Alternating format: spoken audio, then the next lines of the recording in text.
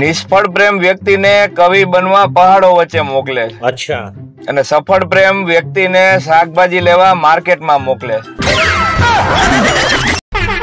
વહુ એની સાસુને રડતા રડતા કે શું હું ડાકણ જેવી લાગુ છું કે ના? શું મારી આંખો ડેડકા જેવી છે કે ના? શું મારું નાક પકોડા જેવું છે કે ના? શું હું ભેંસ જેવી કાળી અને વિચિત્ર લાગુ છું કે ના? સાસુ કે પણ શું થયું? ઈ તો કે કાંઈ નથી થયું. આખી શેરીની બાયુ એમ કે છે કે રમલાની વહુ એની સાસુ જેવી જ છે.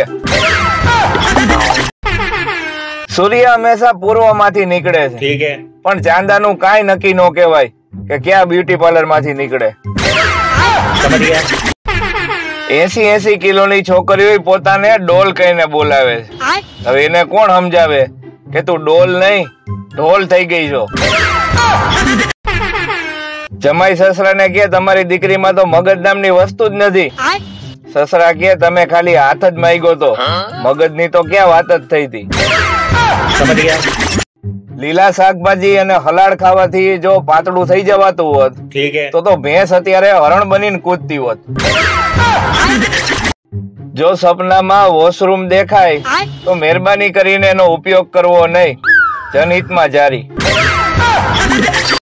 પતિ પત્નીને કે આ રોજ બટેટાનું શાક બનાવસ, હવે તો અબખે પડી ગયું છે. પત્ની કે રોજ એકને એક ગુટખા ને માવો ખાવ છો, ઈ તો અબખે નથી પડતા. પત્નીના ડોળામાં અદ્ભુત શક્તિ રહેલી હોય છે. જે ડોળા કાઢવા માત્રથી દૂધીનું શાક પનીરના શાક જેવું લાગવા માંડે છે.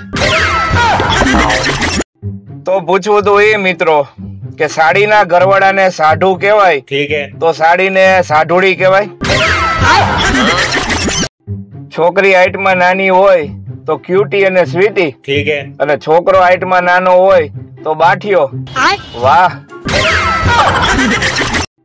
લોકો કહે છે કે કળિયુગમાં સારા માણસો મળતા નથી. અરે ભાઈ, આવી અફવાઓ અને આ ગેરસમજથી દૂર રહ્યો અને મારા જેવા માણસને મળો. ભારતીય માતા પિતા સંતાનોને કોઈ વાતની ના નથી કહેતા. ઈ ખાલી એટલું જ કહે કે અમે તને કોણ કહેવા વાળા. આપણે અહીંયા એક જ છોકરીના 4 નામ હોય છે. અચ્છા. ઇન્સ્ટાગ્રામમાં ક્વીન, ફેસબુકમાં એન્જલ, સ્નેપચેટમાં ક્યુટ પ્રિન્સેસ અને આધાર કાર્ડમાં મંજુબેન. વિદેશમાં છોકરાઓ ફર્સ્ટ લેવલનું ઇન્ફ્રાસ્ટ્રક્ચર બનાવે, ગ્રોક એઆઈ બનાવે, ચેટ જીપીટી બનાવે, અને અહીંયા આપણે અમુક નંગ સૈયારા જોઈ અને ભેકડા તાણે. સોરી બોલ્યા પછી પણ જો કોઈ મોઢું ફૂલાવીને બેઠું હોય તો તેલ લેવા જાવના ઉચ્ચારણથી તરત જ લાભ થાય છે. પ્રેમ ઈ તો જીવનનો પ્રકાશ છે સાહેબ. અચ્છા. અને લગ્ન ઈ પ્રકાશની વીજળીનું બિલ છે. એક વાત ખાસ યાદ રાખજો મિત્રો, જયમાં પહેલા ભલે હાથ ન ધોવો પણ જયમાં પછી ખાસ હાથ ધોજો, કારણ કે નકર મોબાઈલ ઉપર ડાઘા પડી શકે. સવારમાં પત્ની મને કે મારું અડધું માથું દુખે છે. અચ્છા. મેં કીધું જેટલું હોય એટલું દુખે. બસ ત્યારથી મારું તો આખું માથું દુખે. દુનિયામાં સૌથી મોટો તહેવાર કયો છે ખબર છે સાહેબ? ઘરવાળી. કારણ કે અઠવાડિયામાં 2-3 વખત તો એ મનાવી જ પડે. પેલાના વખતમાં ઘરમાં કોઈ નવી વાનગી બનતી ને તો ભગવાનને થાળ ચડાવવામાં આવતો. હવે ફેસબુક ને ઇન્સ્ટાગ્રામ ને થાળ ચડાવવામાં આવે. આ વિજ્ઞાન ગમે એટલું આગળ વધી જાય સાહેબ, પણ ગુજરાતીના અહક રોગની દવા એ વિજ્ઞાન નહીં શોધી શકે. પુરુષો બિચારા ખૂબ ભોળા, સાવ નિર્દોષ અને એકદમ સરળ સ્વભાવના હોય. અચ્છા. કોક પત્ની કે સ્ત્રી એને ભૂલથી પણ સ્માઈલ આપે ને તો એ બિચારા ભૂલી જતા હોય છે કે એની ઘરે એક પત્ની અને 2 બાળકો પણ છે. અમુક જગ્યાએ ઇંગ્લિશ ફરજિયાત બોલવું પડે. અચ્છા. રાજકોટમાં રિક્ષા વાળાને તમે એમ કહો કે લીલી જમીન વાળી ચોકડીએ લઈ જાઓ તો બિચારા એ ઘુમરે ચડી જાય. થોડા દિવસમાં વ્રતોની સીઝન ચાલુ થશે. સવારે વડની ફરતે દોરા. અચ્છા. અને સાંજે વર ઉપર ડોળા. આ ઈમેલ અને જીમેલ ગમે એટલું પ્રખ્યાત હોય પણ ખબર ફેલાવવામાં આજે પણ ફિમેલ ને કોઈ નથી પહોંચી શકતું. મચ્છર અને માખી એ નોકરીના સમય માટે જાણે સમજી લીધું હોય એવું લાગે. માખી હવારના હાથ થી હાંજના હાથ સુધી હોય અને મચ્છર હાંજના હાથ થી બીજા દિવસે હવારના હાથ સુધી હોય. આ સંસારમાં ઘણી બધી પારિવારિક સમસ્યાઓ છે. જેમ કે શ્રીમાન નું માન નથી અને શ્રીમતી માં મતી નથી. તો એક વાત પૂછવી હતી સાહેબ કે જો ઇતિહાસ સાક્ષી છે તો ભૂગોળ શું છે? હમણાં વાવાઝોડામાં એક પેન્ટ ઉડીને આવ્યું. હવે વિચારું છું કે એની માથે ટી શર્ટ લઉં કે પછી બીજા વાવાઝોડાની રાહ જોઉં.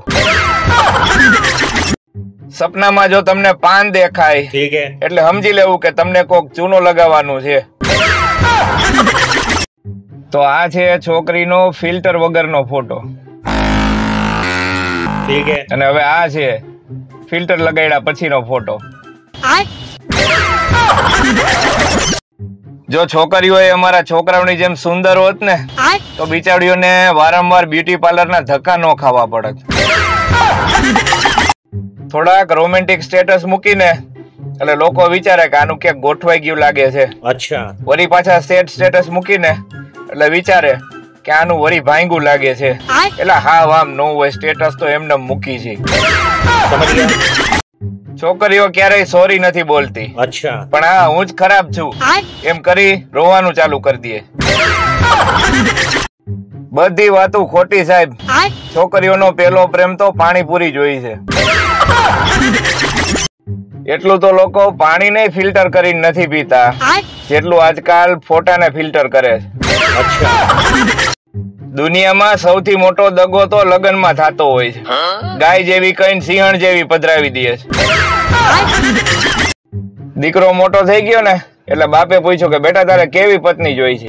બોલો કે મારે ઊંચી, રૂપાળી, સુંદર, સુશીલ, નમણી, મારું હંમેશા કયું માનતી હોય એવી અને ક્યારેય મારી હારે ઝઘડો ન કરે એવી. પપ્પા કે બેટા એને મનનો વેમ કહેવાય, પત્ની નો કહેવાય. આપણો સમાજ એટલે કોણ? બીજી કાસ્ટમાં લગ્ન કરીએ તો ટીકા કરે અને 35 વર્ષ વટાવી જાય એટલે એના બીજી કાસ્ટનું પાત્ર સજેસ્ટ કરે. એને સમાજ કહેવાય. શેરીમાં બધી બાયુ શાંતિથી બેઠી હતી. કોકે પૂછ્યું કે કેમ વાતું નથી કરતા એ કોઈ? એક બોલી કે આજ બધી હાજર છે, કોની ઉખેરવી? આજકાલ સાચા, ઈમાનદાર અને પ્રેમાળ દોસ્તો ગોતવા ને એ બહુ અઘરું છે. હું પોતે જ હેરાન છું કે તમે મને ગોઈતો કેવી રીતે? બે છોકરીઓ બાજતી હોય ને સાહેબ ત્યારે શાંતિથી બેહીને એને સાંભળવી, કારણ કે ત્યારે જ આપણને ખબર પડે કે કોનું ચક્કર કોની હારે હાલે છે. એક તરછોડાયેલો પ્રેમી એની પ્રેમિકાને કહે તારે મને છોડી જ દેવો તો બીજું ગમે એ બાનું કાઢવું હતું, બીડી તો તારો બાપે પીવે.